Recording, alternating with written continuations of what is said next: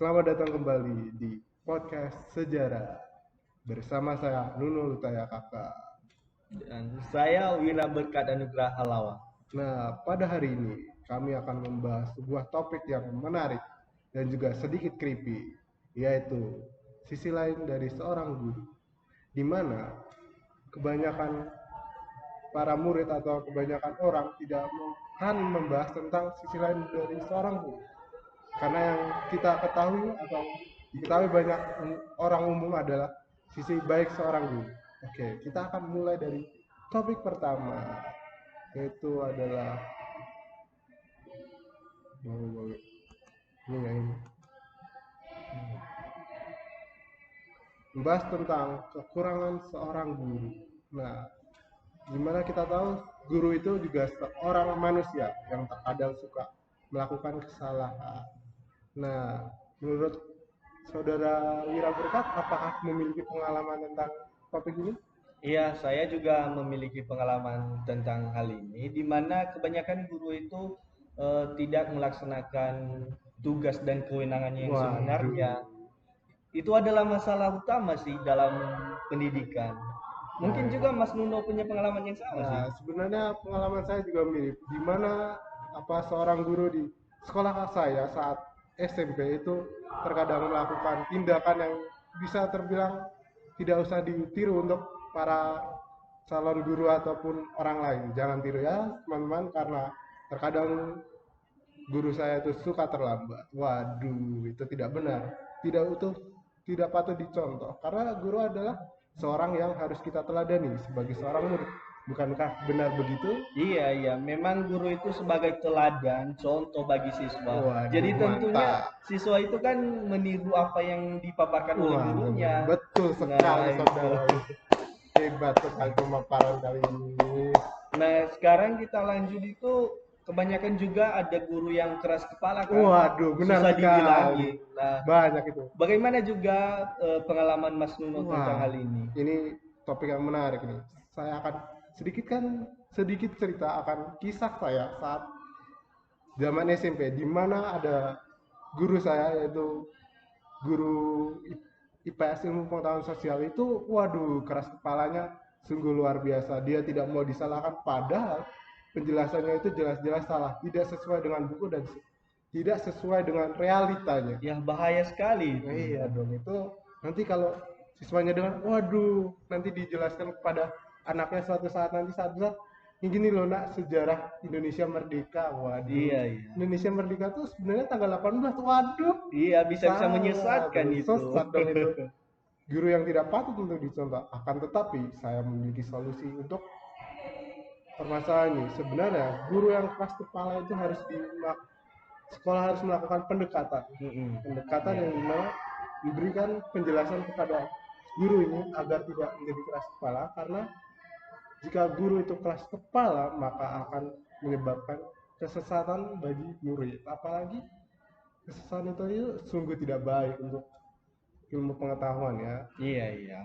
Terutama sih yang bergerak dalam bidang pendidikan dan juga kepala sekolah juga tidak lepas tangan terhadap hal itu. Nah, benar sekali. Nah, dan juga masih banyak sih permasalahan yang lain yang timbul dan berlangsung dalam dunia pendidikan seperti penyalahgunaan dana BOS dan dana operasional sekolah. Waduh, itu masalah yang sangat kompleks. Iya, saya juga punya pengalaman Wah, tentang hal mantap ini. nih, mantap, mantap. Soalnya pas saya SMK dulu saya tahu dan dengarnya sama teman-teman saya, adik-adik kelas kita. Waduh. Jadi di sekolah saya yang dulu di SMP, jadi ada dana yang di eh, operasionalkan untuk rehabilitasi Wah, sekolah ya untuk ya.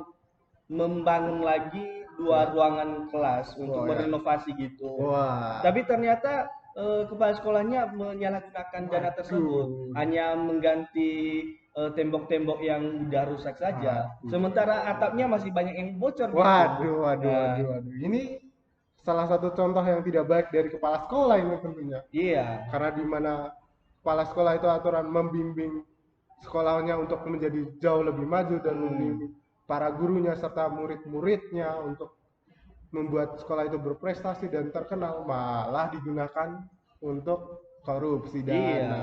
Waduh. Dan lebih fatalnya lagi, pemerintah kan udah tahu kan itu permasalahan yang fatal. Wah, iya benar. Nah, tentunya kan ada sanksi atau hukuman Wah, gitu jelas kan. harusnya ada. Nah, tapi tahu-taunya hanya mutasi dari tempat kerja, tapi posisinya tetap sama gitu. Waduh. Sebenarnya sih, Nggak benar ini, nggak benar. menurut saya mestinya ada penurunan jabatan Wah, saya setuju gitu. dengan pendapat Anda. Terus uang yang sudah dikorupsikan itu perlu Ah, dikembalikan. iya itu Nah, uang yang harus dikorupsi, habis dikorupsi itu sebenarnya harus dikembalikan. iya, Karena di mana uang itu dapat digunakan untuk hal-hal yang jauh lebih baik. iya.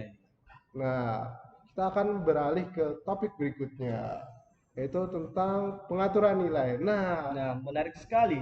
iya tentunya kan kita banyak mendengar di berita-berita bahwa ada seorang guru yang disuap Iya, untuk muridnya mendapat nilai baik atau saat UN mungkin ada bukan satuan saat saat apa penilaian hasil raport gurunya mm, disuap untuk iya, anaknya mendapat nilai bagus bahkan mendapatkan ranking. iya juga sih.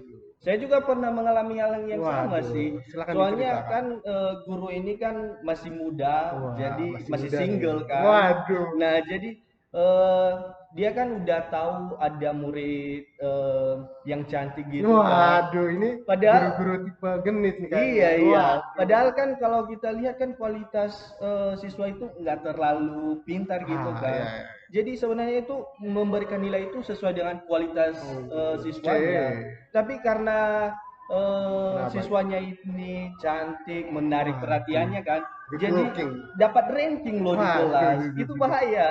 Waduh, duh. Saya juga pengen kalau gitu. Iya dong. Gimana gimana nggak semua orang pengen kalau gitu. Iya sih. Itu tuh tipe-tipe guru yang, aduh, tidak usah dicontoh lah, Iya, memang tidak patut dicontoh ini. karena kan apa seorang guru itu tidak seharusnya tidak memandang fisik seorang siswa. Iya, iya. Karena kan guru itu teladan kita. Masa, wah kamu jelek, aku nggak suka. Iya. Nilaimu jelek nih. Waduh, parah, parah, parah, parah.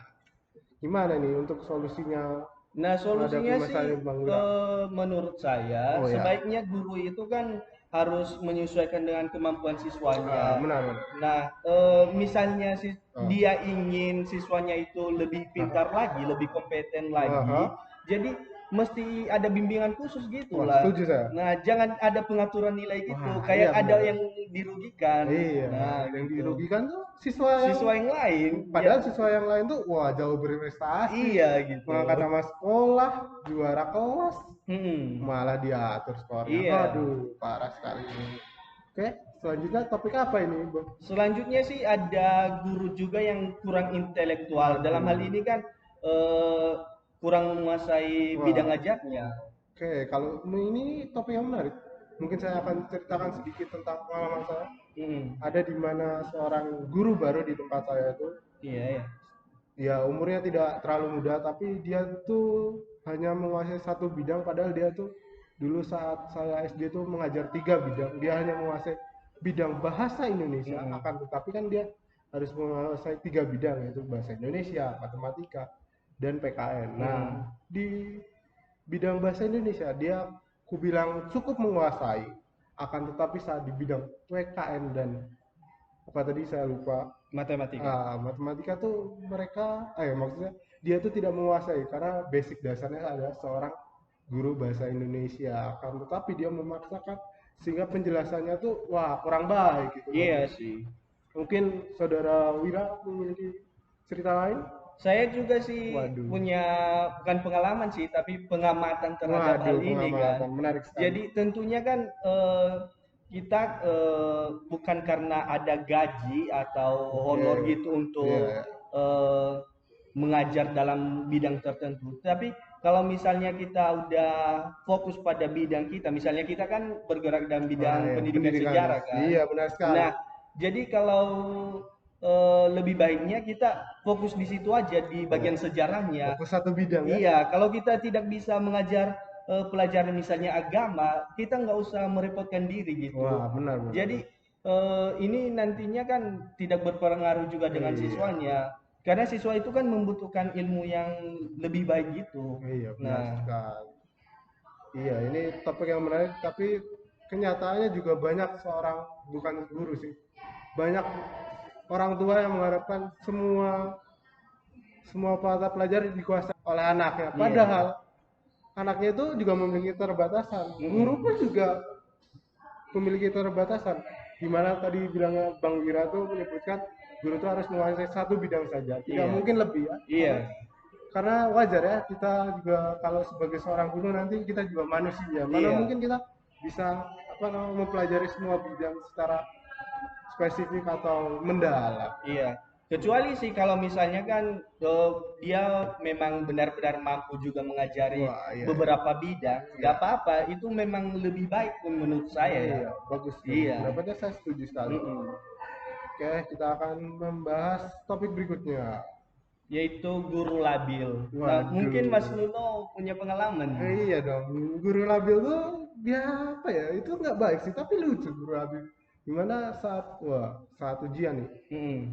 guru bilang, wah hari ini ujian anak-anak. Tiba-tiba beberapa menit kemudian, nggak jadi, bapak ada urusan. Iya. Waduh, itu biasanya udah banyak siswa yang tuh, waduh ujian nih, aduh lemes nih, belum belajar. Wah, Iya. tiba-tiba muncul suatu harapan, nggak jadi ulangan ya. Iya sih. Tapi kita lihat kalau guru labil begini tuh, kalau dari sisi pendidikan itu sungguh merugikan dari sisi pendidikan, karena dimana kalau guru ini labil, nanti dia akan mempengaruhi siswanya. Nanti siswanya akan tertular sebuah kelabilan Iya. yang dapat mempengaruhi intelektual seorang siswa. Di mana seorang guru itu harusnya memiliki ketegasan Mm-mm.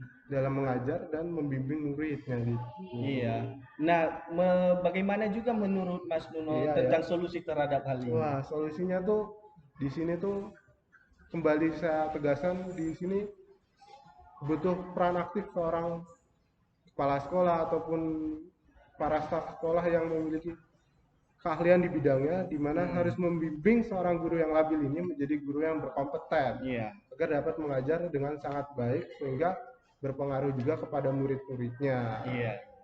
Itu memang benar sekali sih. Iya. Nah, selain itu juga kan di media-media sosial juga Wah, kan, iya, iya. karena di sekolah saya juga nggak pernah terjadi hal ini kan. Nah, iya. Yang sering saya dengar itu kan dan pernah lihat di media sosial Wah, yaitu iya, iya. pelecehan seksual. Waduh. Mungkin Mas Nuno ada pengalaman terhadap Kalau hal ini ini? saya memiliki pengalaman di mana pelecehan seksual ini dilakukan guru saya Iya. kepada teman-teman perempuan saya saat saya SD. Mm-mm. Di mana guru itu tuh udah paruh baya lah, paruh baya, akan tetapi dia tuh sangat genit, di mana dia tuh suka nyubitin teman saya, pinggulnya suka dicubitin yang cewek-cewek, terus terkadang digodain. Waduh, itu bukan seorang ciri khas atau sifat seorang guru. Iya. Nah, bahkan masalah ini sampai ke telinga kepala sekolah saya. Nah, karena sampai ke telinga kepala sekolah saya saat SD, bahkan beliau yang melakukan pelecehan seksual ini hingga dipanggil ke ruang kepala sekolah dan disidang, dan akhirnya guru ini dipindahkan dari sekolah saya saat SD. Iya sih, tapi meskipun udah dipindahkan, takutnya nanti dia melakukan di sekolah lain gitu kan. Itu benar sekali. Itu seharusnya ya mungkin benar, salah satu solusinya dipindahkan.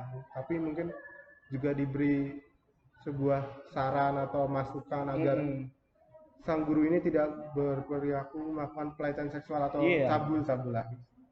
Dan ini juga masalah yang begitu fatal ya, soalnya bisa-bisa mengakibatkan mental siswa itu kan menurun. Nah, soalnya kan bisa-bisa siswanya yang cewek itu kan takut lagi datang ke sekolah. Iya, ada traumanya gitu kan. Kena psikisnya, kena. Itu. Nah, selain itu kan ada di bawah ini kan seringkali juga kita mengalami dan mengetahui yaitu guru yang selalu pilih kasih terhadap siswa. Ini hampir berkaitan dengan pembahasan tadi yaitu pengaturan nilai sih. Nah, sesuai dengan pengalaman saya sih, seringkali yang diutamakan itu murid yang cewek-cewek gitu. Iya, itu jelas. Dan pelakunya itu seringkali guru yang masih muda dan para lelaki. Waduh. Nah, bagaimana juga pengalaman Mas Nuno terhadap hal Wah, ini? kalau ini kan melihat pengalaman saya mengenai ini, ya mungkin dibilang itu tidak baik. Ya Mm-mm. sebenarnya sah-sah aja sih seorang guru itu suka kepada siswanya, akan tetapi Iya. itu harusnya di luar Di luar eh, pendidikan kan, di luar iya jam sekolah di gitu. luar waktu sekolah. Mm-mm. Karena kan kalau di sekolah kan itu guru ya seorang guru gitu, bukan Iya, seorang laki-laki yang mencari pacar itu siswanya, dan juga siswa perempuan ini juga seorang pelajar. iya, iya. Jadi Memang ini tidak patut dicontoh sih. iya, jadi ini tidak apa ya, saya bilang tuh bermasalah siapa kejadian seperti ini. Iya, Kalau mau, maksudnya kalau mau mereka berpacaran, silakan dilakukan di iya, di luar. luar. Tapi juga ingat, ada batas-batasnya. Dibatasi. Iya, betul sekali itu. Nah, mungkin itu saja sih isi podcast kita pada hari ini. Nah, Nah, bagaimana juga solusi-solusi yang dapat Mas Nuno simpulkan terhadap wah, podcast kita pada jadi hari ini? kesimpulan dari podcast kita ini yang baru saja kita lakukan adalah jika kita menjadi seorang guru, Mm-mm. ingatlah bahwa guru itu juga manusia. Iya, Di mana guru itu juga sering melakukan kesalahan, akan tetapi cobalah mempelajari dari kesalahan-kesalahan yang telah kita paparkan tadi iya, untuk menjadi seorang guru yang jauh lebih baik, sadarakan etika, attitude, dan lain-lain. iya. Oke, sekianlah podcast kami pada hari ini. Jika ada kesalahan juga kami mohon maaf. Atas perhatian kami ucapkan terima kasih.